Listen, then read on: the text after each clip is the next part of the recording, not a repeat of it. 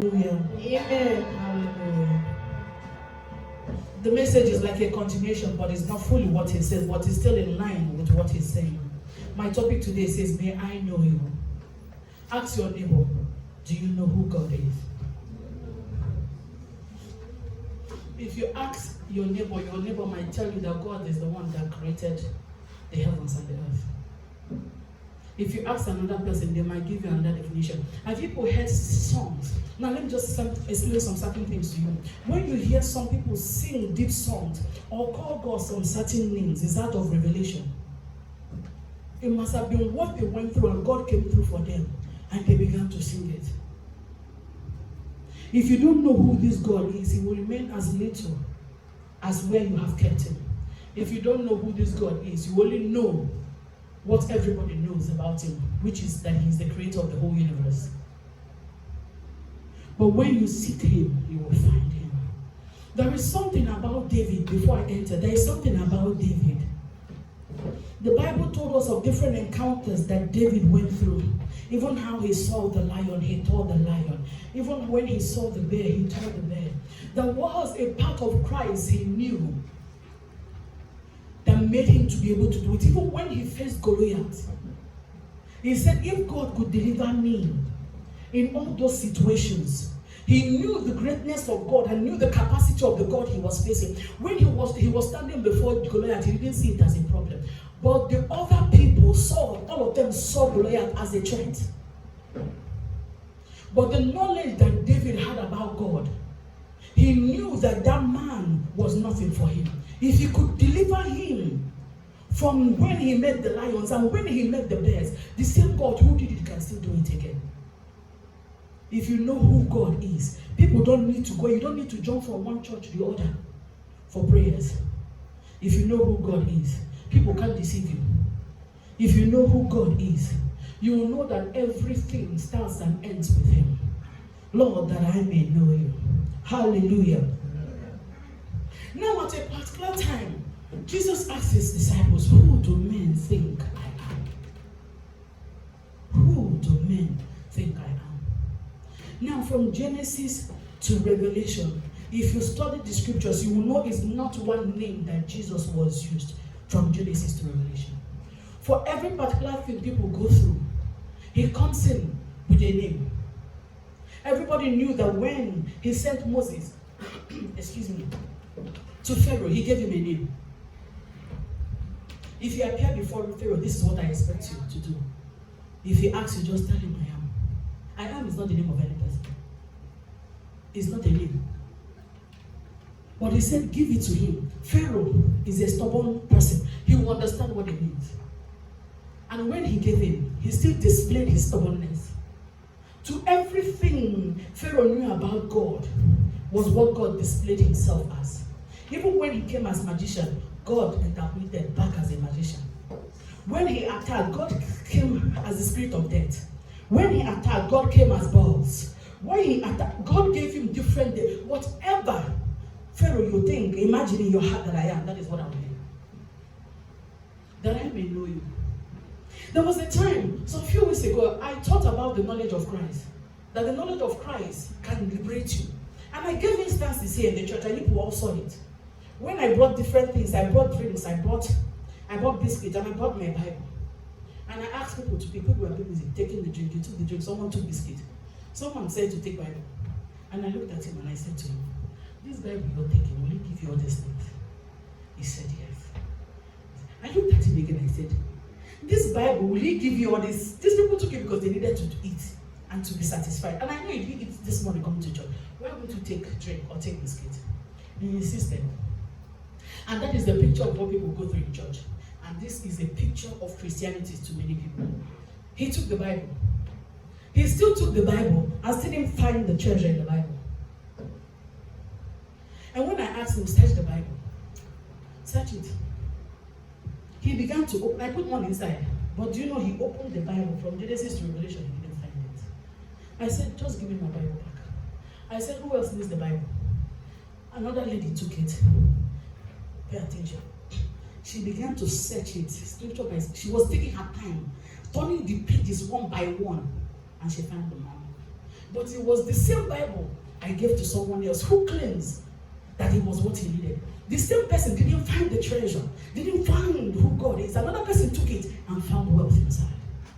The knowledge of God you have is what will make you outstanding. The knowledge of God you have in your life is what will make you to rise and you will not come down. Even if there is a shaking tomorrow, you will know that this shaking is not permanent. See, the knowledge of God. I was talking to someone and I asked the person, why is it? Because I like to discuss with some people. I said, why is it that people don't get blessed? And yet we talk about blessings all the time. And why is it that people outside will get the blessings more than people inside? He said, let her use herself as an example. She said that sometimes, you see, this is how the devil works. He said, sometimes she will tell herself, but we're in the same church, but that brother has not been blessed. And that person has not been blessed. So how can? And I said, so all of you, we are born the same time. All of you know God the same way. I said, how can you compare yourself with them? And I began to open her eyes. I started telling her, these are instances. Let me tell you this, let me tell you this. And she was just staring at me. The knowledge of who you know can make everybody come to church. People will not be blessed, and some people will be blessed. The knowledge of God you know can make you stay in church for 30 years and nothing will happen. I keep asking you this thing. Why is it that newcomers, they come to church and they grab the blessings? And you see that faithful brother or that faithful sister that has been there for many years. They are still walking to church on their feet and they will be murmuring and they will still be grudging. Why is it that they're not getting their blessings? It's a common question. It's the knowledge of who you know that can set you free. Do you know you can be seated in a church? Let me give you this instance. Do you know you can be seated in the church and the person you are sitting close to can change your life, but you will never know? It's the knowledge of what you know that can deliver you. And yet, maybe you came to church very broke and you decided to murmur and you decided not to share. You didn't say anything. After the service, you carry your bag and you begin to, this church, they can never care for me. And you will go. But the same person, someone else will meet them and the person will help the person. It's the knowledge of who you know is the one that can set you free. The question I want to ask you this month, who do you say Christ is? Who do you say God is? To me, He's not just the creator. That is why if I'm talking, just as if I'm talking with my entire life. I'm preaching, I want you, if it's possible, let me tear your heart and put that in, I know, and zip it up. He's a very close friend. There are so many times I couldn't muster prayers. He just read my heart. And I began to look around in my room and said, what is this? Did you put your ears here to hear it? And he answered instantly. He's a friend who sticks closer than a brother. He's one person I know if I close my eyes and say, this is my problem. Give it time. Either he's answering it immediately or I'll give him time to be delivered. But he has never failed me. I don't trust anybody. But this God, I put my whole weight. You know, so many times in life, people have plan A, plan B, plan C. I just saw him go. He's A. He's my plan B. He's my plan C. Call me a fool. He has heard someone say to me, two of my friends, actually, he broke my heart when I heard it one day. And they said, the only thing she knows is just God. The only thing, that is the only thing she knows. I said, my God. They didn't know I was still on the phone. And they were just saying, how will she know that one? The only thing she knows is just God and everything. And when they joined the phone, I made them realize I was there and later called the phone. And I told God, you see the mockery, you just heard it. That is, you are just everything I know. Everything. Do you know in Him that you know is that thing, that wisdom you need to succeed in business? Do you know the knowledge of Christ you know is that thing that can cause you to excel in whatever you know? Do you know everything you know in God can cause you to become up and never come down?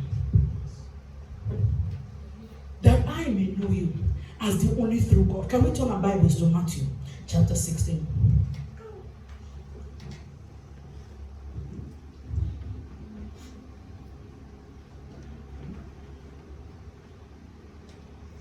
There were so many people in the days of Jesus who got their blessings.